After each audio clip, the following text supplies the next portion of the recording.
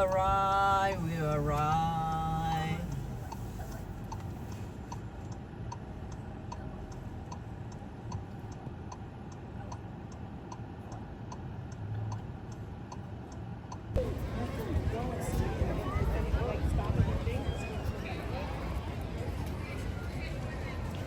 We are here at San Diego Zoo.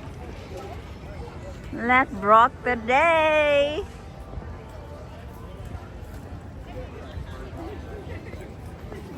I'm gonna have you on this side. Oh.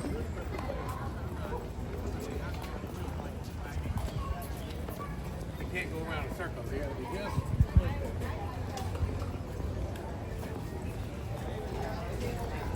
Or it's like basically the weekend and then you can like rest. Because I'm not working. Yeah. And you get holiday here Mondays. You know, I was like, that's what I told her. I was like, if you're off on Monday, Tuesday, it's kind of like better than yeah, I mean, I have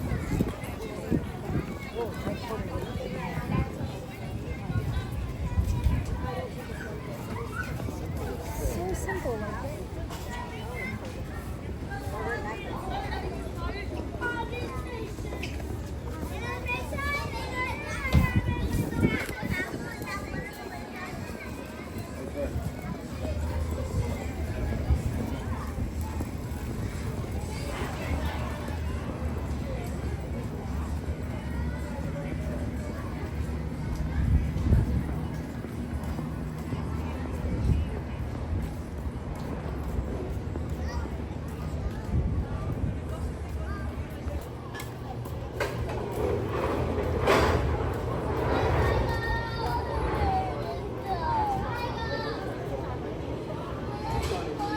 Go, go, go.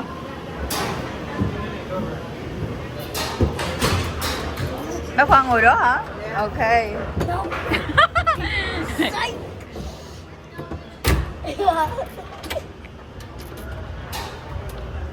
Ủa, cái này nó không có xích bèo. Không.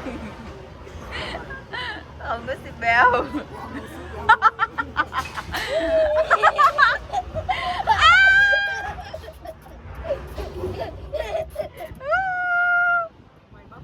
Yes.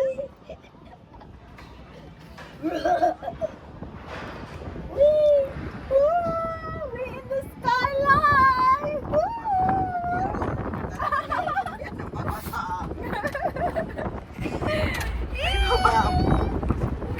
Chết rồi, cẩn thận tới bày dưới cái hát. Cái hát, mẹ bỏ cái hát xuống. Hello. Này ok. Là nó ok. Chỉ có chút xíu đi nên thôi.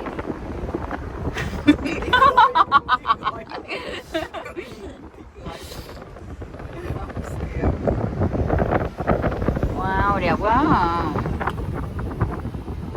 Ui, máy bay kìa.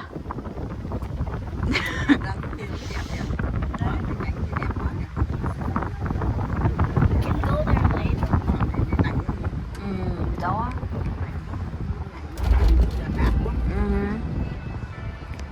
Ôi nhà thờ. Wow, cái đấy là cái big church đó. Yes, it's church. Oh, chuông 12 giờ. Nó chuông 11 giờ. Ủa mình đi tới đây 11 giờ mấy, chắc 12 giờ rồi. 12 giờ chưa, what time now? 11:30. Oh, 11:30. Maybe we have church.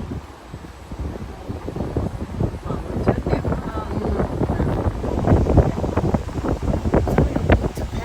Yeah, put the back, yes.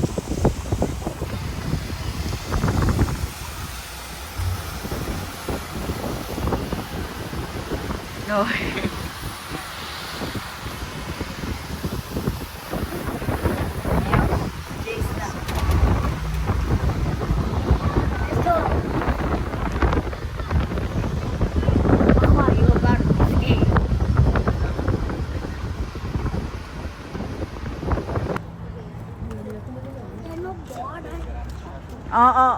Cái này là tên là gì Nick?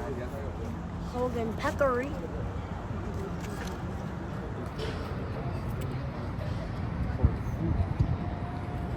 Oh, they're in danger. Vậy à? In danger. Nó là dangerous à?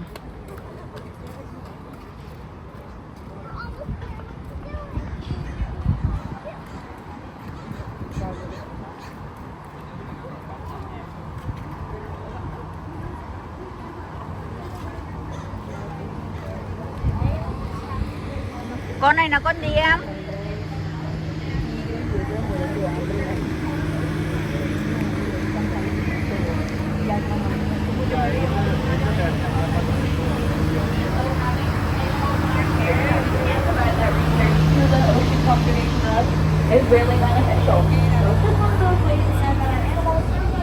Tí nữa mình đi về, mình đi bằng cái bus á. Everyone look at the sea lion. Excuse me. I got it. Oh my god, the polar bear. He ate the lettuce. He ate the lettuce that was right here.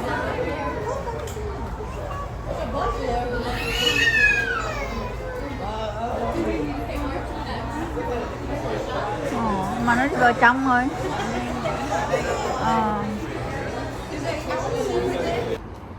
Em ơi, show me, say hi.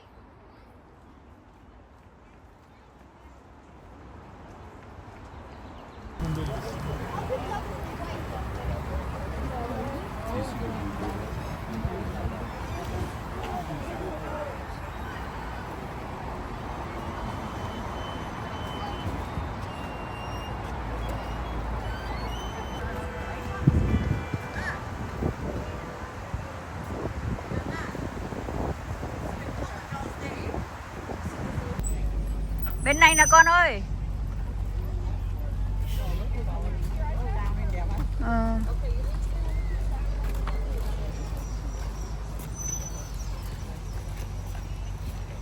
Này mấy con chim nè.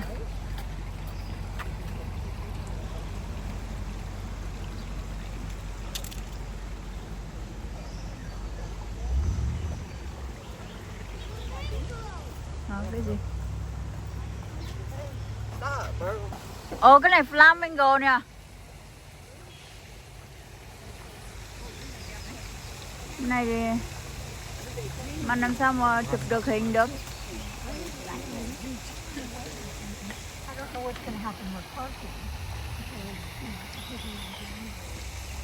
Mình sao chụp được nó đây? Nó tránh cái ấy này rồi. Mình nhìn không thấy. Cây phượng tím này đẹp quá à.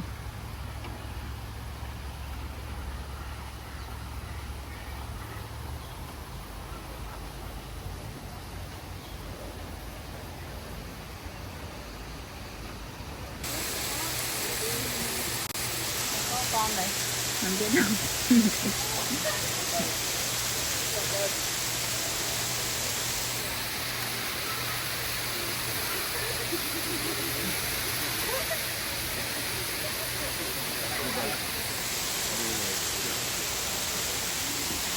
Cái này gọi là gì?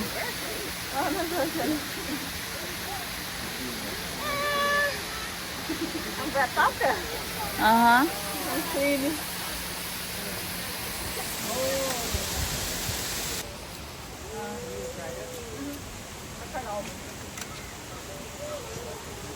Monkey á.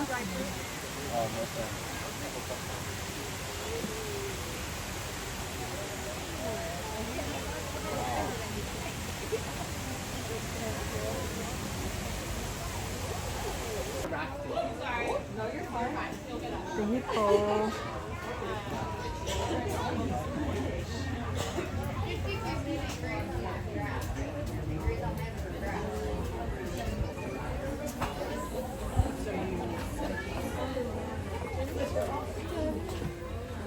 Yeah, you have a lot in your house.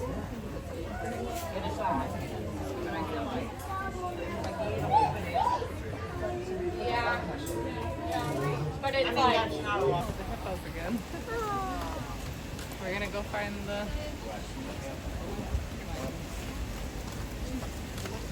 I love when you see them getting fed, you know. Oh yeah. It's like, this is... He's sleepy. Like this lady. Yeah, he's sleepy.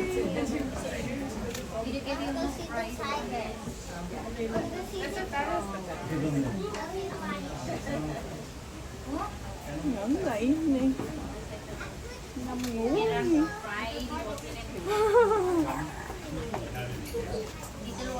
Em thấy chưa? Rồi cho mì.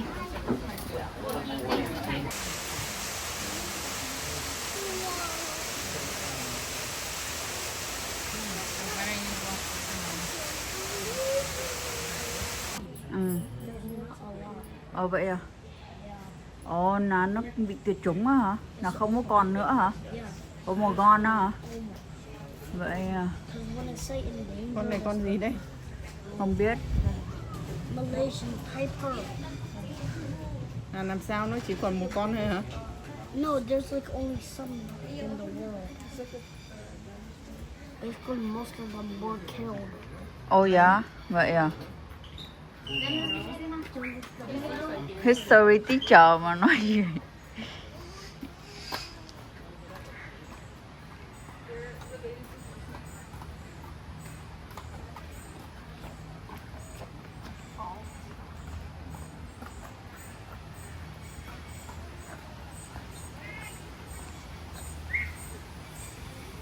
Con này là con gì? Vẫn là nó hả con? Con này nó ở đâu con? Malay Peninsula, and near water. Ồ vậy à? I didn't steal it. Này là ở Malaysia hả? Just like there's like not a lot of things left. Yeah. If they're in danger, there's not a lot left. Where they come from con? It says Malay Peninsula.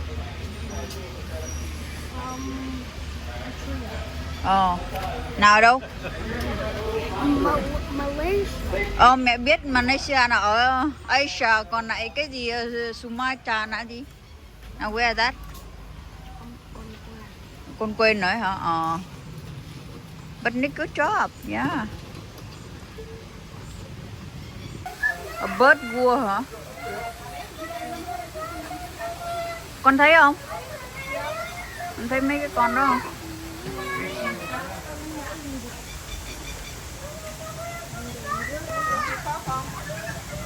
Không peacock mà mấy con này mấy con bird. Mấy con peacock ở đây này, peacock nhỏ à. Nhỏ hơn con ở vườn nhà bác Khoa đấy. Đâu peacock đâu? Peacock đâu, trời ơi, giống như gà gô vậy bà ơi. Giống mấy cái con gà gô. Bác Khoa làm.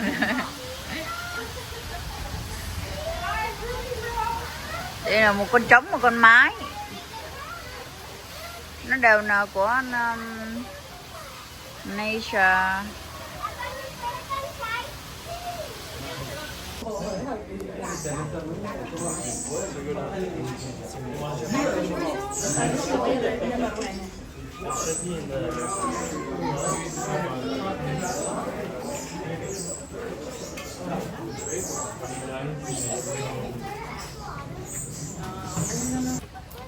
Đang con có cái gì con?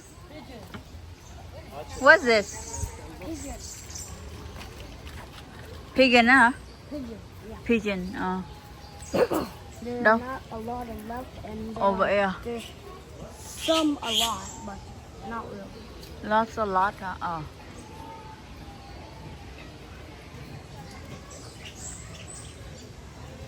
Tiếng Việt nó gọi là cái gì? Đứng nữa vào con, đứng nữa vào xíu nắng.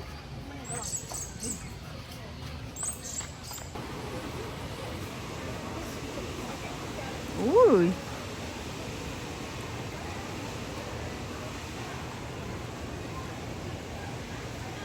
Hello. Giống như đười ươi vậy à. Stop going away.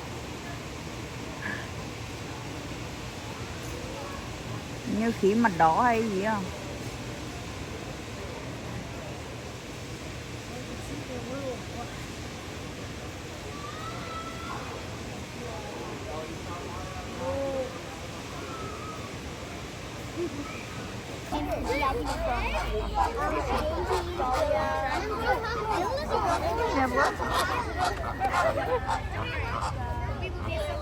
Alright guys, we're gonna follow the line, please.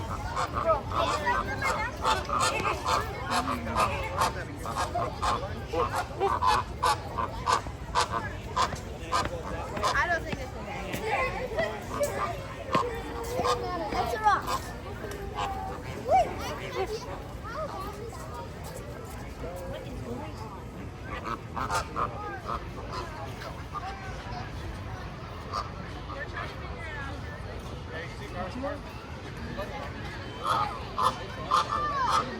Có trời hả? Oops, sorry. Look at pop up. You look at pop up. Show Papa TikTok. Oh! Show Papa TikTok.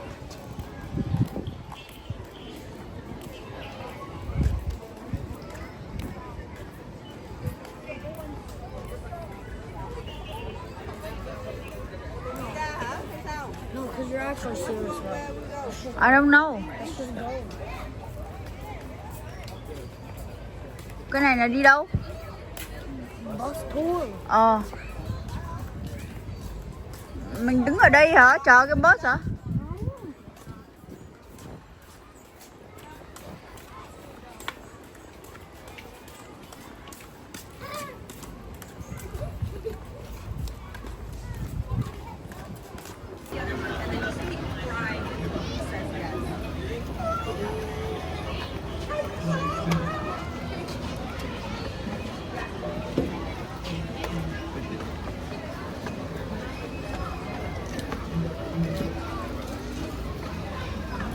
Này là bus 2 nầu đây, bus 2 tầng.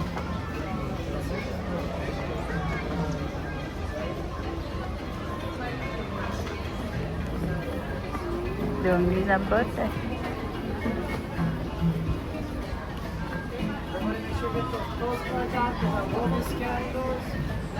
Em scan kìa con. Cái pole là đây đưa cái chú này để chú scan kìa. Scan this. Chú scan cái QR code đó. Cho con. Why you like your own post? Hả? Why you like your own post? Để giữ lại cái memory.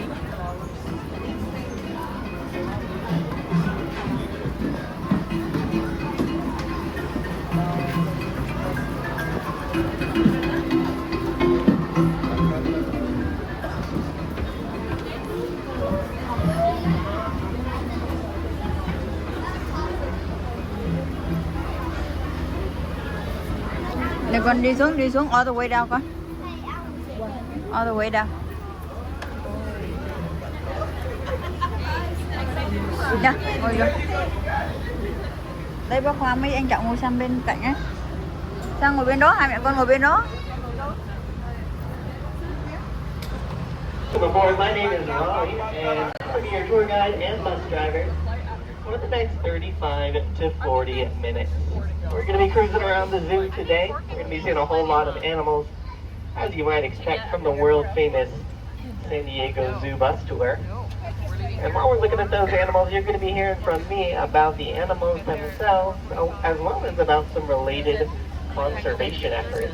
So we do a lot of work in-house as well as through partnerships with similar organizations, and all of this work is ultimately as part of achieving our goal of creating a world where all life can thrive. And speaking of some of that life, off to our right-hand side, you might have already met them today. These guys are the beautifully vibrant Caribbean flamingos, the ones that welcomed you into our front door this morning, and I think they do a great job at that. For now, though, we're going to be dipping down into the Lost Forest.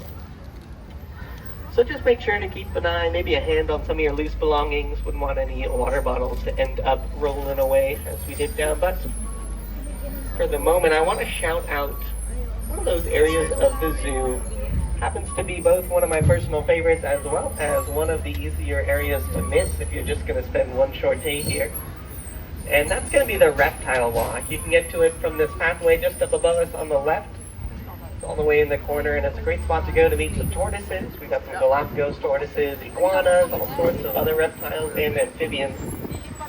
So it'd be a great spot to check out if you're a reptile lover like me. For now, though, I do have a few quick safety rules to get out of the way before we can get to some of the more exciting parts of our journey today. So, first of all, I'd like to ask for your help in making sure that we keep all of our hands, arms, feet, legs, paws, tails, claws, and just about anything you've got. Make sure to keep it all inside of the bus. This helps to keep us safe on our journey, and as well, it also helps to make sure that our plants don't get damaged, which is especially important to us because we do end up feeding a lot of our plant clippings directly to the animals, whether that's bamboo to the pandas or eucalyptus to the koalas. We want to make sure we've got enough to go around. And then looking out on the right-hand side, we're looking for the Malayan tiger. But our last couple of rules have to do with standing up. So if you want to stand up to help get you a better view, you're more than welcome to do so. We just ask that you keep one hand on something steady like a handrail and both feet firmly planted on the floor. Without further ado though, I've just spotted him. He's to the left of that big tree in the center of the habitat. Some of my friends at the back, you might not have spotted him just yet, but I'll be slowly creeping forward so we can all get a view. Looks like he's having a bit of a nap at the moment. You see it? Typical for one of these big cats in the afternoon, but you might just be able to see what's kind of like their most distinct feature. The brakes are having a lot to say today. In any case though, that distinct feature is those black stripes. So there's kind of a cliche thing to say about those stripes on the tour. You'll often ask everyone, why do tigers have stripes? And the answer is because they don't want to be spotted, right? It's kind of like a cute way of saying that the stripes help them to blend into their environment. But there's kind of one big problem with their camouflage plans, and that is, well, they don't really blend in very well, right? They're bright orange. Why is that? Well, the answer is pretty interesting. It has to do with who they're hiding from and who they're not hiding from. So the ones they're hiding from are their prey, and their prey have less complex eyes than you and I. So through the eyes of their prey, the colors orange and green look the same, and they blend in very well. But then, when they're trying to find each other in the forest, the tigers themselves have eyes more similar to us. And so they're able to spot each other just as easily as we are able to spot them. So it's kind of a fun little double purpose coloring scheme. Helps them out with a couple of things. Oh, and then, alright, so we've got the pond here where the hippos live. It looks like they might be all underwater at the moment. They do spend about 16 hours a day underwater, but just past the hippos pond, kind of through a tree there, you can see just a little bit of an okapi. It looks like they're having food inside that little barn there. You might see through the leaves some black and white striped legs. And even myself, I thought they were always related to zebras growing up. But really, if you what you guys are seeing, actually in the reflection there, wow.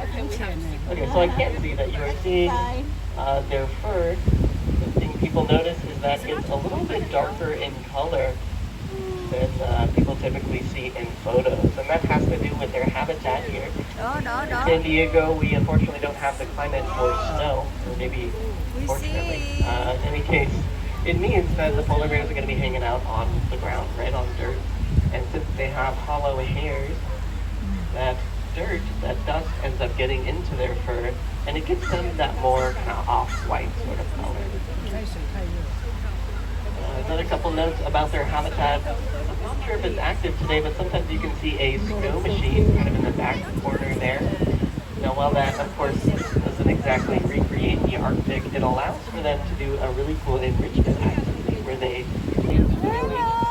it's not exactly Arctic, right? So that brings me to some of those things that we do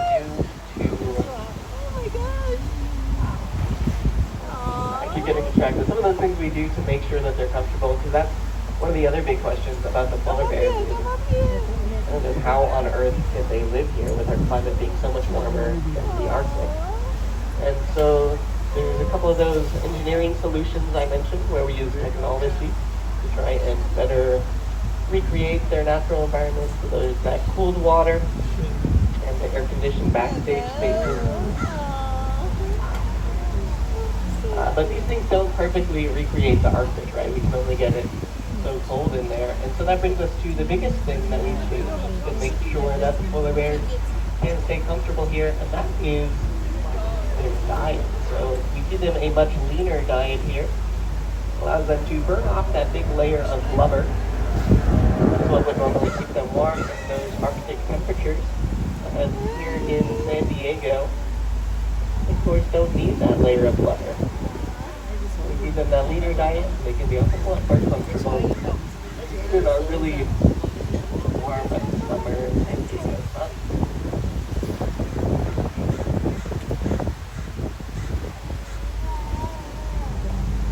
Than being large and being a cat. In fact, it has to do with their ability to roar. They've got a large larynx and some other adaptations that allow them to make a sound so loud that when these guys roar, you can hear it all the way at the entrance of the zoo.